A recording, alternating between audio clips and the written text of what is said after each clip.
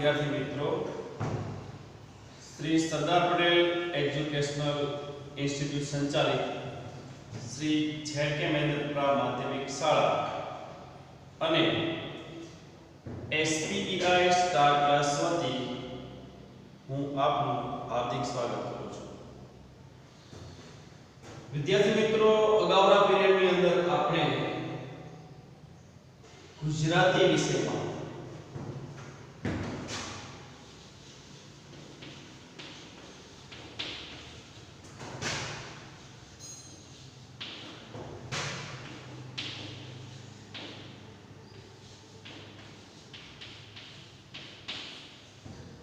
અલંકાર અને તેના પ્રકારો વિશેની વાત કરતા હતા. તો વિદ્યાર્થી મિત્રો, થોડું આગળથી જોઈ લઈએ કે અલંકારના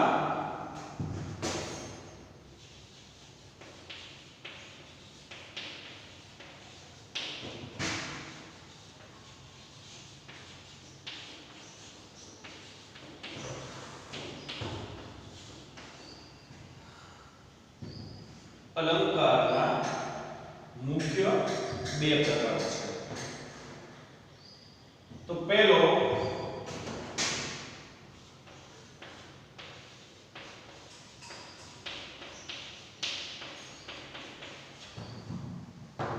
એક શબ્દાલંકાર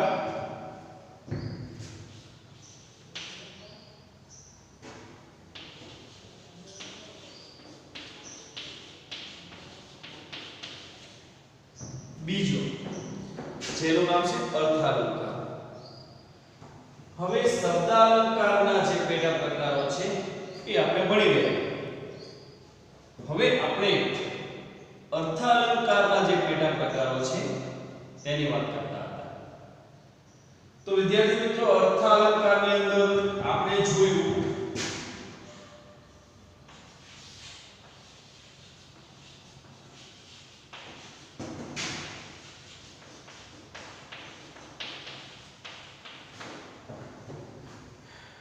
તેનો પહેલો પ્રકાર છે અનન્વય અલંકાર. હવે અનન્વય અલંકાર વિશે આપણે જોયું કે ઉપમેયની સરખામણી કરવા આપણને યોગ્ય ઉપમા ન મળતા ઉપમેયની સરખામણી ઉપમેય સાથે જ કરવામાં આવે ત્યારે અનન્વય અલંકાર બને છે. તો વિદ્યાર્થી મિત્રો, આપણે અનન્વય અલંકાર વિશે ભણી ગયા. હવે એનો બીજો પ્રકાર હતો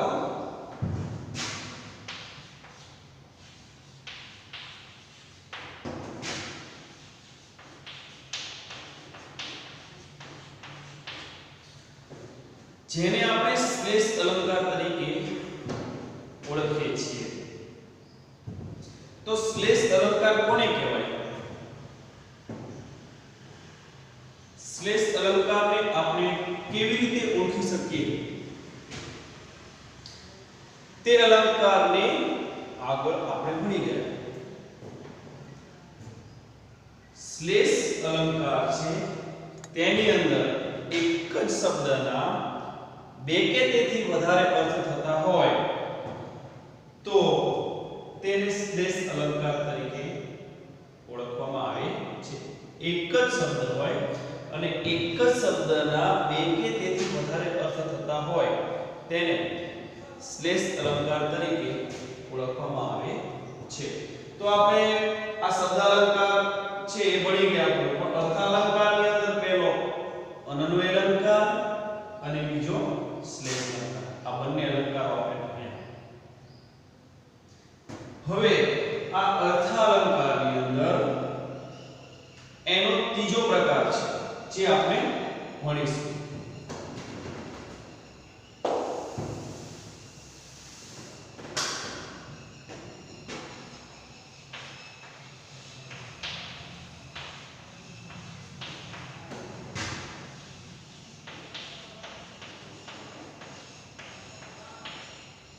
ત્રીજો અલંકાર છે તેનું નામ છે ઉત્પ્રેક્ષાલંકાર. હવે આ ઉત્પ્રેક્ષા અલંકાર છે એને આપણે કેવી રીતે ઓળખી શકીએ અથવા કોને ઉત્પ્રેક્ષા અલંકાર કહેવાય તેના વિશે જોશું. તો અગાઉ આપણે જોયું હતું કે ઉપમેય અને ઉપમાન. હવે પહેલા જોઈ લઈએ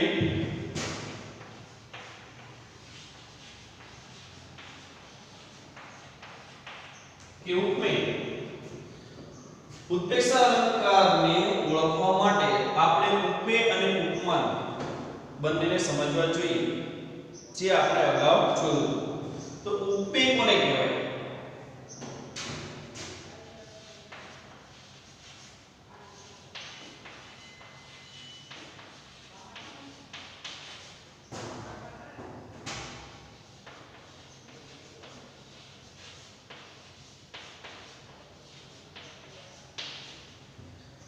ઉપમેય જેની સરખામણી કરવાની હોય તે, જેની સરખામણી કરવાની હોય તેને ઉપમેય કહેવાય છે. બીજું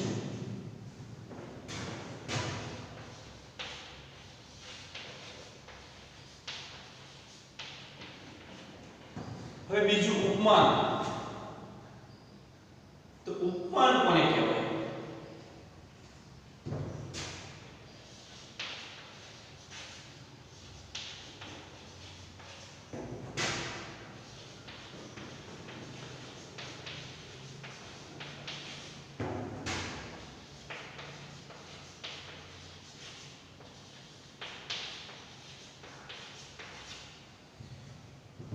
ઉપમાન જેની સાથે સરખામણી કરવાની હોય તે. એક ઉદાહરણ આપણે અહીંયા લઈએ.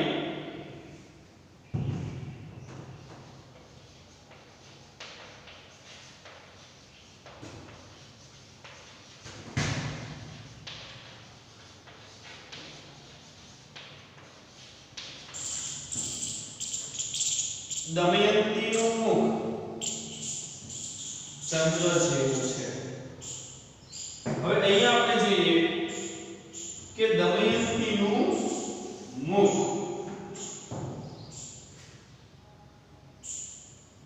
તો આ દમયંતીનું મુખ છે તે ઉપમેય છે.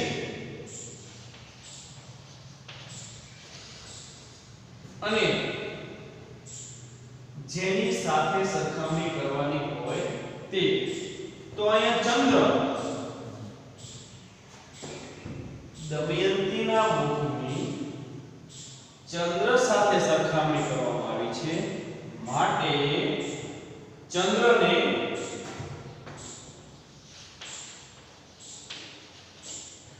ઉપમાન કહેવામાં આવે છે. ચંદ્રને ઉપમાન કહેવામાં આવે છે. હવે અહીંયા પેલું ઉપમેય કે જેની સરખામણી કરવાની હોય તે. અહીંયા કોની સરખામણી કરવામાં આવી? દમયંતીના મુખની.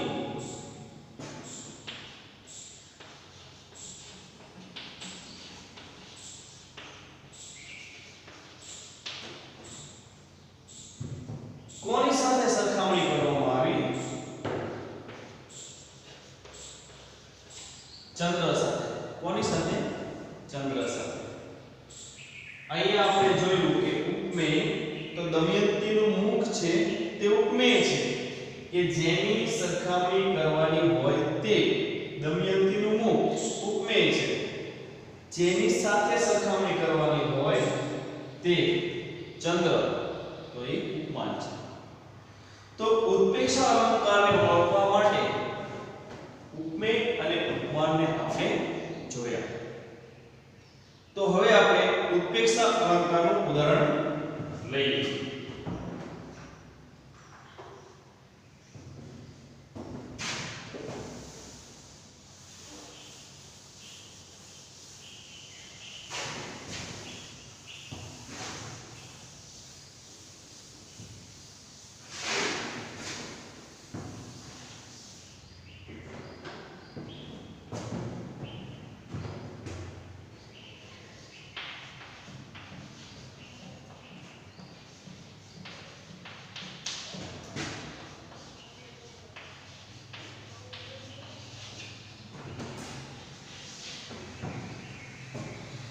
હવે પહેલું ઉદાહરણ અહીંયા લખ્યું કે હૈયું જાણે હિમાલય. હૈયું જાણે હિમાલય. તો હૈયું છે ઉપમેય છે. ઉપમેયને ઉપમાન હોય તેવો તર્ક કે સંભાવના વ્યક્ત કરવામાં આવે ત્યારે ઉત્પ્રેક્ષા અલંકાર બને છે. ઉપમેય છે એ ઉપમાન હોય એવી સંભાવના વ્યક્ત કરવામાં આવે ત્યારે ઉત્પ્રેક્ષા અલંકાર બને છે. બીજું ઉદાહરણ જોઈએ.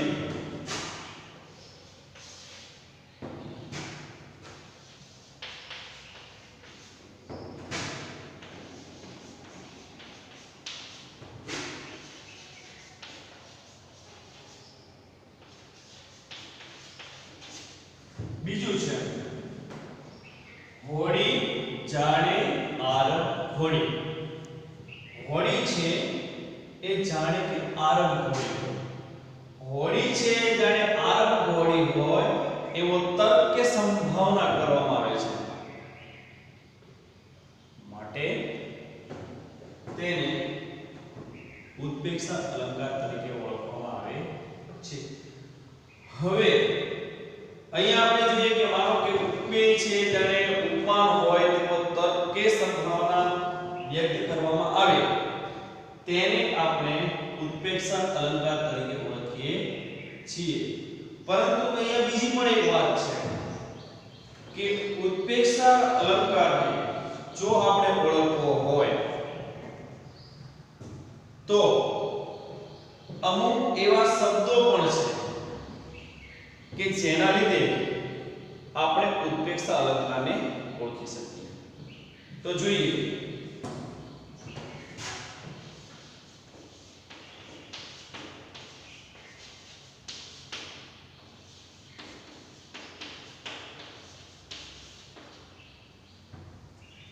તો ઉત્પ્રેક્ષા અલંકારને કોઈ પણ વાક્યમાં જાણે આવા ચાર શબ્દો આવે. જાણે, રખે, શકે અને શું. આ ચાર શબ્દો જે છે આ વાક્યમાં આવે તો પણ આપણે તેને ઉત્પ્રેક્ષા અલંકાર તરીકે ઓળખીએ છીએ. પણ આ ચાર શબ્દો કરતા સૌથી વધારે ઉત્પ્રેક્ષા અલંકારને જો તમારે ઓળખવો હોય તો જાણે શબ્દ. જે વાક્યમાં જાણે શબ્દ આવતો હોય તો તેને આપણે ઉત્પ્રેક્ષા અલંકાર તરીકે ઓળખીએ છીએ. હવે આપણે પહેલું ઉદાહરણ જોઈએ. એની અંદર જોઈએ હૈયું જાણે હિમાલય. હમણાં આપણે ઉપમેય અને ઉપમાનની વાત કરતા હતા. તો ઉપમેય અને ઉપમાનને એક બાજુ રાખી અને જો આપણે ઉત્પ્રેક્ષા અલંકારને ઓળખવો હોય તો આવા શબ્દથી પણ ઓળખી શકીએ. હૈયું જાણે હિમાલય. અહીંયા જાણે શબ્દ છે. બીજી રીતે હોડી જાણે આરબ હોડી. અહીંયા પણ જાણે શબ્દ આવ્યો. જાણે શબ્દ આવે એટલે ઉત્પ્રેક્ષા અલંકાર હોય. ત્રીજું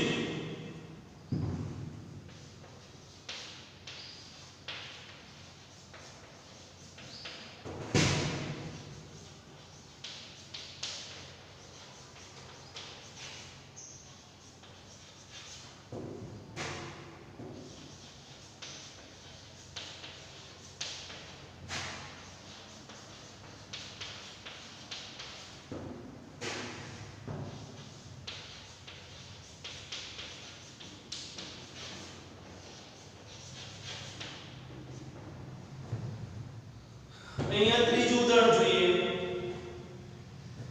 જેનામાં વૃક્ષ પ્રીતિ નથી એનામાં જાણે કે જીવન પ્રીતિ નથી. જેનામાં વૃક્ષ પ્રત્યેનો પ્રેમ નથી એનામાં જાણે કે જીવન પ્રત્યેનો પ્રેમ નથી. તો અહીંયા આપણે ઉપમેય અને ઉપમાનને એક બાજુ મૂકતા જો સીધો જ ઉત્પ્રેક્ષા અલંકારને આપણે ઓળખવો હોય તો જાણે છે. અહીંયા આપણે જોયું કે જાણે શબ્દ છે, આ જાણે શબ્દ આવ્યો એટલે આપણે તેને ઉત્પ્રેક્ષા અલંકાર તરીકે ઓળખીએ છીએ.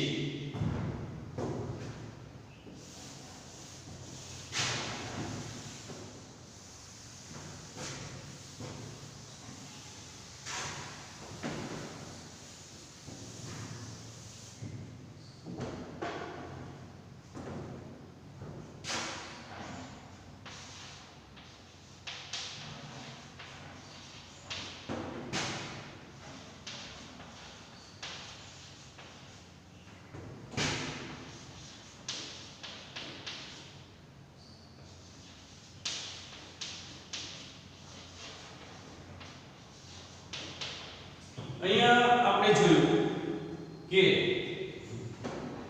કાયાના સરોવર જાણે હેલે ચડ્યા, કાયાના સરોવર જાણે હેલે ચડ્યા.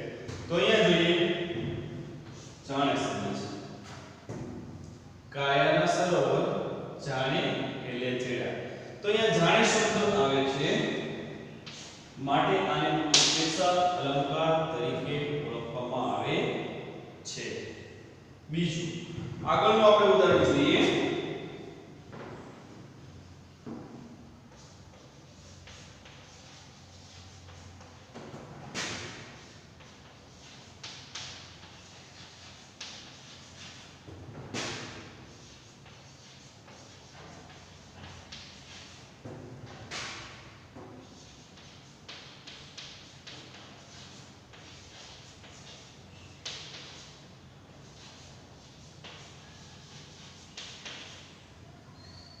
પછી ઉદાહરણ જોયું કે જ્યાં ત્યાં આવી વય બદલી સંતાય જાણે પડ્યો, જ્યાં ત્યાં આવી વય બદલી સંતાય જાણે પડ્યો.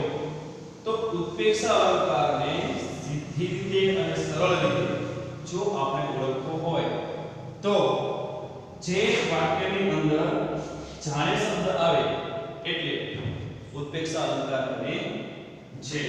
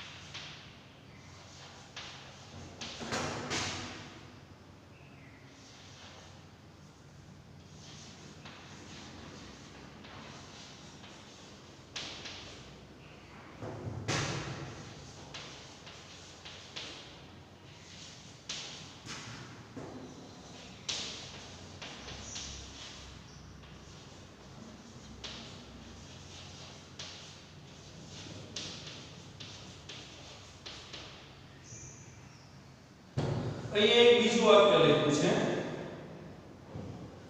થાય છે મારી નજર જાણે હરણ ને ઠેકતી રહે એ ઘાસમાં. હવે આવું સરસ મજાનું આપણને વાક્ય આપ્યું છે કે થાય છે મારી નજર જાણે હરણ, મારી નજર છે હરણ જેવી થાય છે અને ઠેકતી રહે એ ઘાસમાં, કે જાણે મારી નજર છે એ ઘાસમાં ઠેકતી હોય એવું લાગે છે. આવું સરસ મજાનું વાક્ય આપ્યું છે, પણ આવા વાક્યને ઓળખવા માટે આપણે જોયું કે આમાં પણ જાણે શબ્દ આવે છે. જાણે શબ્દ આવે એટલે ઉત્પ્રેક્ષા અલંકાર બને છે. બીજું એક આપણે અહીંયા ઉદાહરણ લઈ લઈએ.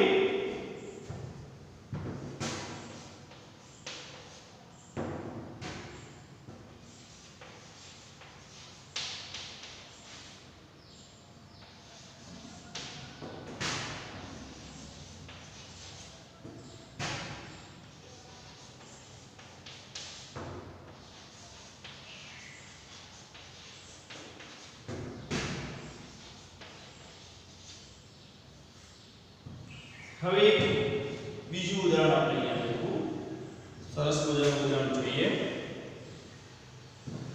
દમયંતીનું મુખ જાણે પૂનમનો ચંદ્ર. અહીંયા ઉપમેય છે એ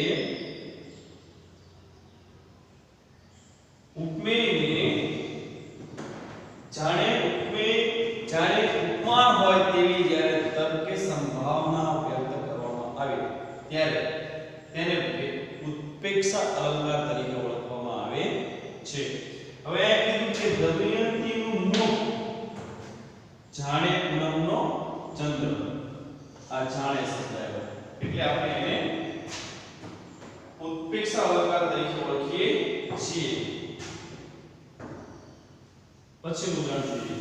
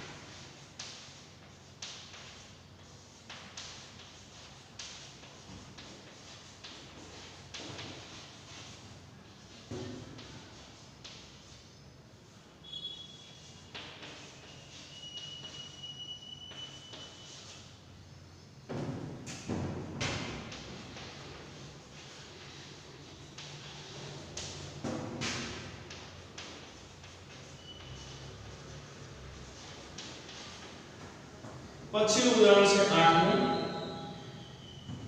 ગિલાને જાણે કેમેરાવાળાની ખબર હોય તેમ તેની સામે તાકી રહ્યો.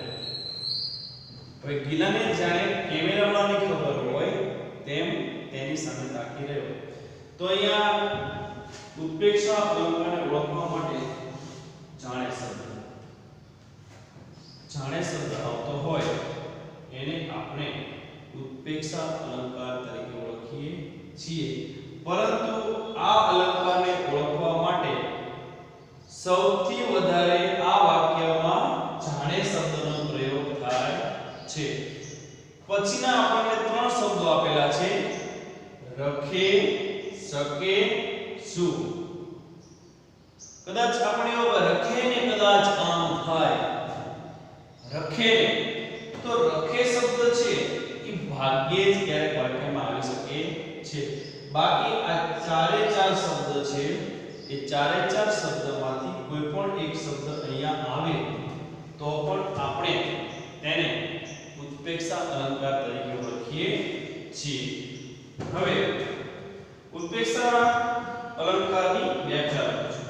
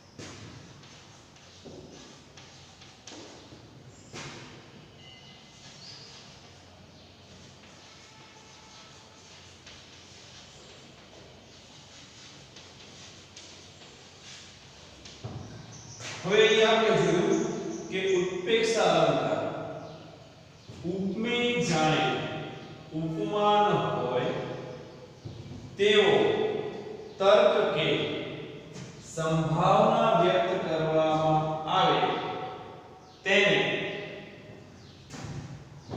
ઉત્પ્રેક્ષા અલંકાર તરીકે ઓળખવામાં આવે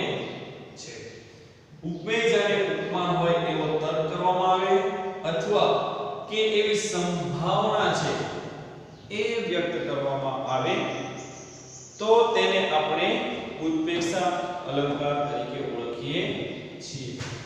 હવે આપણે બીજું જોઈએ કે કદાચ આપણને આ રીતે યાદ ન આવે તો ઉત્પ્રેક્ષા અલંકારને ઓળખવા માટે ચાર જ શબ્દો આપણે એવા યાદ રાખવા જોઈએ અને એ ચાર શબ્દો જ્યારે કોઈ પણ વાક્યમાં આવે ત્યારે આપણને તરત જ ખબર પડી જાય કે આ ઉત્પ્રેક્ષા અલંકાર છે. એ ચારે ચાર શબ્દો જાણે, રખે, શકે અને શું. આ ચાર શબ્દો દ્વારા પણ આપણે ઉત્પ્રેક્ષા અલંકારને ઓળખી શકીએ છીએ. હવે આગળ જોઈએ.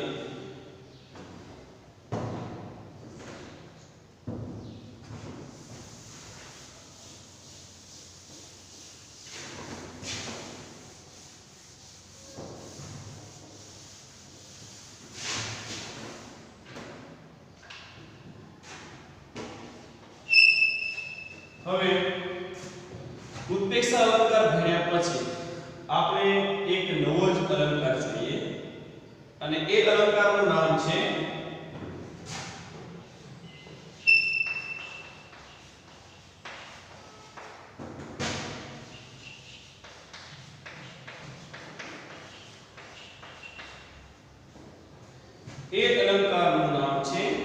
વ્યતિરેક અલંકાર.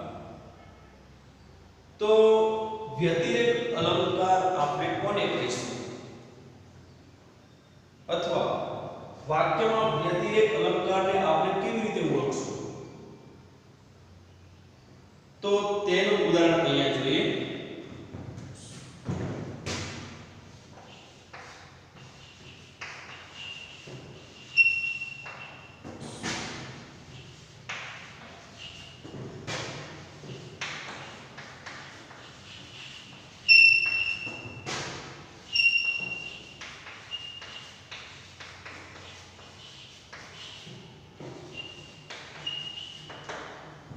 હવે વ્યતિરેક અલંકારનું પહેલું ઉદાહરણ અહીંયા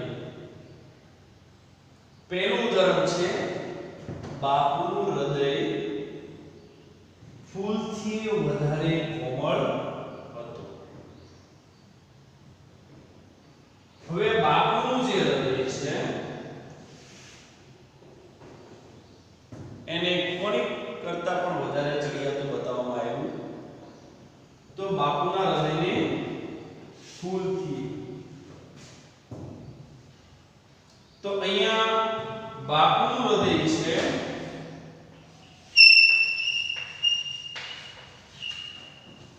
તે ઉપમે છે અને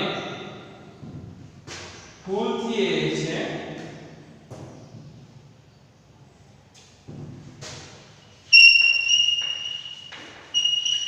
ઉપમાન છે. આપણને એક વ્યતિરેક અલંકારનું આવું ઉદાહરણ આપ્યું કે બાપુનું હૃદય ફૂલથી વધારે કોમળ હતું. હવે બાપુનું હૃદય છે એને ફૂલથી પણ વધારે કોમળ દર્શાવવામાં આવ્યું છે. પહેલું કે બાપુનું હૃદય જે છે એ ઉપમેય છે અને ફૂલ છે ફૂલથી વધારે કોમળ એટલે ફૂલ છે ઉપમાન તરીકે બતાવવામાં આવે છે. તો અહીંયા માત્ર એટલું જ સમજવાનું છે કે આ ઉપમેય છે એ ઉપમેયને ઉપમાન કરતા પણ જ્યારે વધારે ચડિયાતું બતાવવામાં આવે છે ત્યારે વ્યતિરેક અલંકાર બને છે. અહીંયા જોયું બાપુનું હૃદય ઉપમેય છે ફૂલથી ઉપમાન છે. તો બાપુનું હૃદય એ ઉપમેય છે તો આ ઉપમેયને આ ઉપમાન કરતા પણ જ્યારે વધારે ચડિયાતું બતાવવામાં આવે ત્યારે વ્યતિરેક અલંકાર બને છે. ટૂંકમાં કહીએ જો સામાન્ય રીતે આપણે વ્યતિરેક અલંકારને સમજવો હોય તો એક વસ્તુને બીજી કરતા જ્યારે ચડિયાતી બતાવવામાં આવે અથવા એક વસ્તુને બીજી બીજી કરતા જ્યારે ઊંચી કે ઊંચી બતાવવામાં આવે અથવા ચડિયાતી બતાવવામાં આવે ત્યારે વ્યતિરેક અલંકાર બને છે. હવે બીજું ઉદાહરણ આપણે અહીંયા જોઈએ.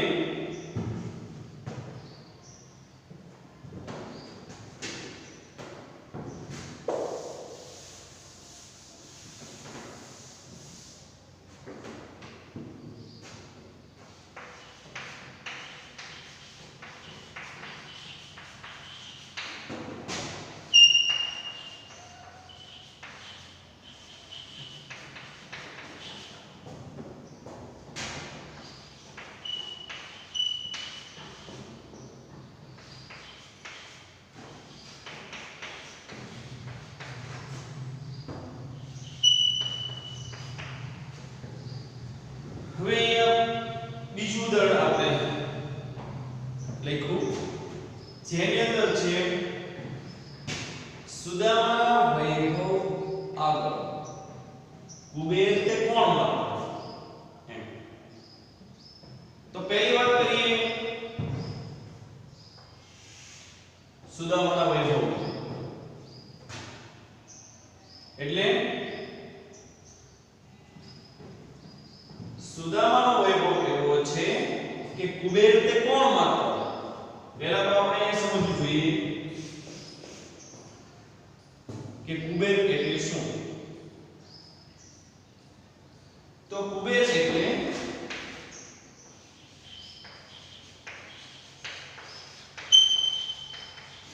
ધનના દેવતા. ધનના દેવતા